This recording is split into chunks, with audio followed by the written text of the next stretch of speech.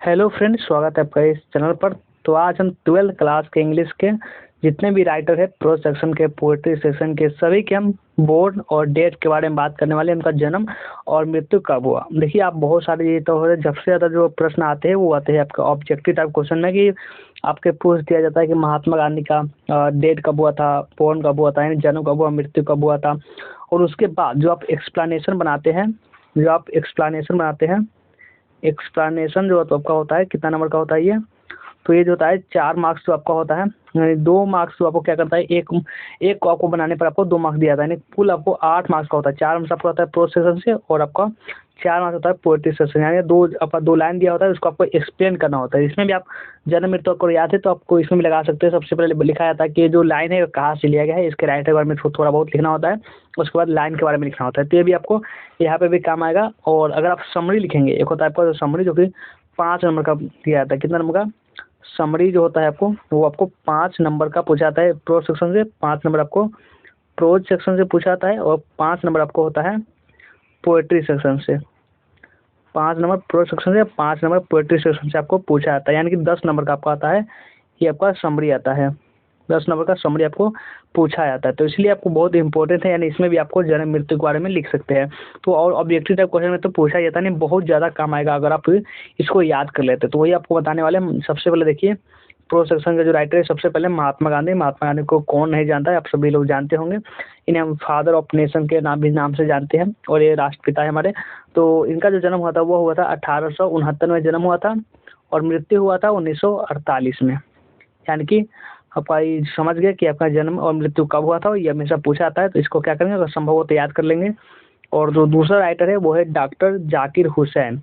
Doctor Zakir Hussain जो कि लिखे हुए हैं कौन से चैप्टर को, देखिए सबसे महात्मा गांधी जी अपने जो कौन से चैप्टर लिखे हुए, तो ये आपका फर्स्ट चैप्टर है इंडियन सिविलाइजेशन एंड कल्चर, उसको लिखे हुए हैं। और जो इंडियन सिविलाइजेशन एंड कल्चर है तो वह क्या है, तो वह ए से है, याद रखिएगा। और डॉक्टर जाकिर हुसैन तो ये लिखे हुए हैं भारत इज माई होम को। भारत इज माई होम क्या है, तो वह स्पीच है, इसको डिलीवर कर रहे होते हैं। कब कर रहे होते हैं, तो कर रहे थे 1966 में। 1966 में जो होते हैं वो डिलीवर कर रहे होते हैं।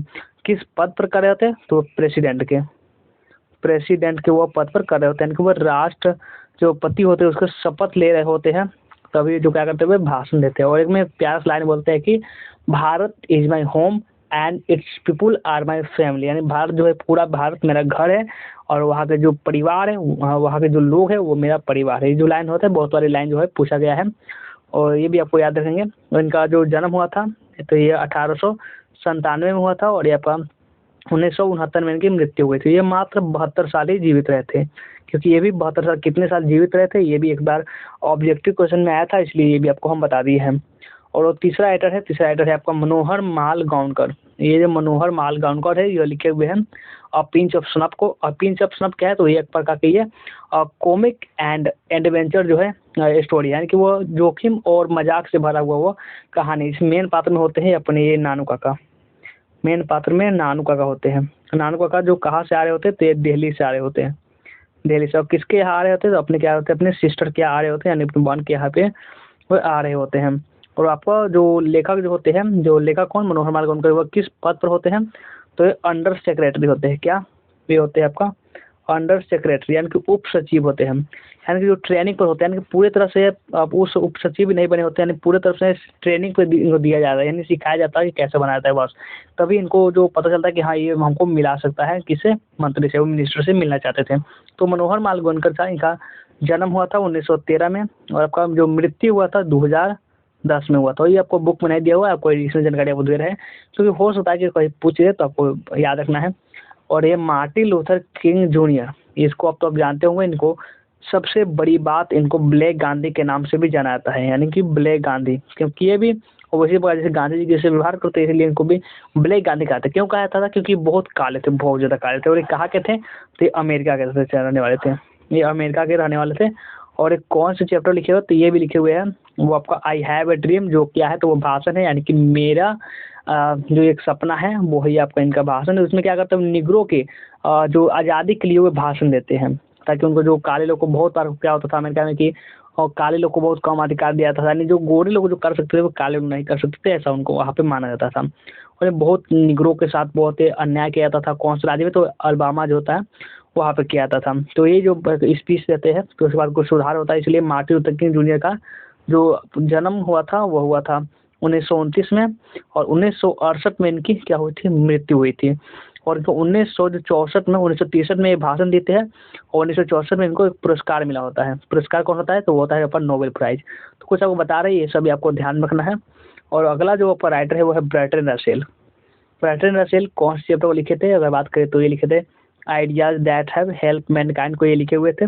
जो कि एक क्या है, तो वो एक प्रकार के साइंटिफिक ऐसे यानी वैज्ञानिक लेख है। देखिए ऐसे में भी बहुत टाइप के ऐसे होते हैं, तो उसमें भी आपको कंफ्यूज नहीं होना है। तो इनका जो जन्म हुआ था वो होता 1872 में, और मृत्यु हुआ था 1970 में, ध्यान रखेंगे। सीगा नोया, सीगा नोया को आप जानते होंगे, जो आपको द आर्टिस्ट को लिखे हुए हैं। द आर्टिस्ट क्या है, तो एक शॉर्ट स्टोरी है जिसका मेन कैरेक्टर में एक होता है सीबी होता है। क्या होता है, सीबी होता है। जो इस प्रकार सीबी को लिखा जाता है, सीबी होता है जो क्या करता है कि सीबी नाम का लड़का होता है, वो एक जापानीज बॉय होता है। वो 12 साल का होता है और प्राइमरी स्कूल में वो पढ़ रहा होता है, और किसमें इंटरेस्ट रखता है, तो वो गॉड्सलैंड लौकी को कलेक्टर में उसे नए नए डिजाइन बनाने, इसमें उसका मन होता है, इसमें उसका हॉबी कह सकते हैं। तो जो शिगा नोया था, ये जापानीज राइटर थे, ये भी याद रखेंगे, और एक शॉर्ट स्टोरी राइटर भी थे। तो इनका जो शिगा नोया का जो जन्म हुआ था वो होता है 1883 में, और मृत्यु हुआ था 1971 में, ये भी याद रखेंगे। आगे बढ़ते हैं, अब देखते हैं आगे। आगे जाइए। अब आपका जर्मन गिरी है। जर्मन गिरी के बारे में भी आप जानते होंगे। जर्मन गिरी जो अपने लिखे हुए हैं अ चाइल्ड इज बोर्न को, एक बच्चे का जन्म, उसको लिखे हुए। तो उनको जो वो जन्म हुआ था 1939 में हुआ था, क्योंकि ये इनका जो अभी बात करें मृत्यु की, तो मृत्यु इनकी नहीं हुई है, क्योंकि अगर आप यूट्यूब पर सर्च करेंगे जर्मन गिरी का इंटरव्यू, तो आपको शायद मिल सकता है। तो उसमें आप देख सकते हैं कि अभी इनकी मृत्यु नहीं हुई है, अभी जी रही है, क्योंकि समय बहुत लंबा जी रही है, भगवान का दुआ है। तो ये भी जर्मन गिरी जी का जो जन्म हुआ है 1939 में है। इनका मृत्यु के बारे में ऐसे भी पूछा भी नहीं जाता है। तो ये क्या करती थी, औरतों के जो अधिकार होते थे उनके बारे में आवाज़ उठाती थी, उसके बारे में ही लिखा करती थी। और ये अगला जो राइटर है ड्रोथी एल शायर, ये आपका कौन चैप्टर को लिखी है, ये आपका लिखिए how free is the press, यानी प्रेस कितना स्वतंत्र है। न्यूज़पेपर के बारे में बेसिकली बात करें तो इसमें लिखा गया है।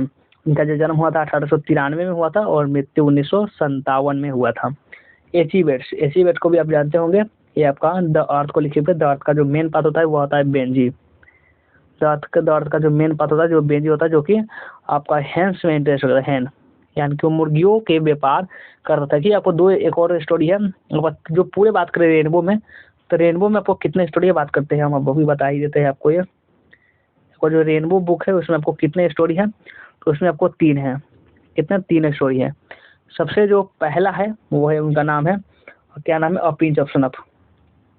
A pinch of snuff, a pinch of snuff जो है उनका सबसे पहला स्टोरी का नाम है। दूसरा स्टोरी है उनका नाम क्या है, उसका नाम है द आर्टिस्ट।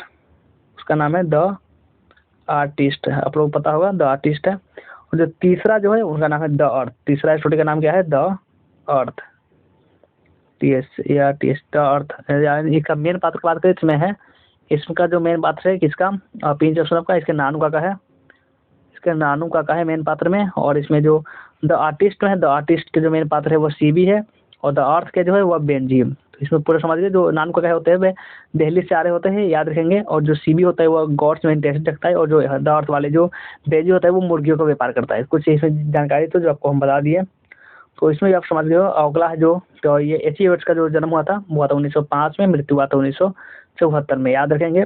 अगला जो राइटर है पर्लेस बर्ग। पर्लेस बर्ग का जो, पर्लेस बर्ग कौन से चैप्टर को लिखे हुए, तो ये लिखे हुए हैं इंडिया ट्रूथ और ट्रेवलर साइंस को, इसको लिखे हुए हैं।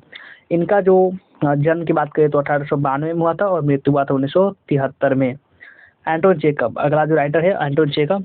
और ये सबसे अच्छी बात की आपका हिंदी का भी एक चैप्टर लिखे हुए हैं जिसका नाम है कलर की मौत, जिसमें कलर की मौत आपका प्रतिपूर्ति का वो सेकंड चैप्टर है हिंदी क्लास 12 का। तो एंटोन चेकअप का जन्म हुआ था 1860 में। वो क्या थे, एक पेशे से डॉक्टर भी थे। क्या थे, ये डॉक्टर भी थे पेशे से। तो इनका जन्म होता 1860 में, और मृत्यु 1904 में हुआ था। और ये लिखे हुए अ मैरिज प्रपोजल को, जिसमें जो होता है 3 कैरेक्टर होते हैं। कितने, 3 कैरेक्टर। चलिए इसको हम आपको बता ही देते हैं कौन कौन से 3 कैरेक्टर होते हैं। तो 3 कैरेक्टर जो होते हैं उनका नाम क्या होता है, 3 character, a marriage proposal, marriage a marriage proposal.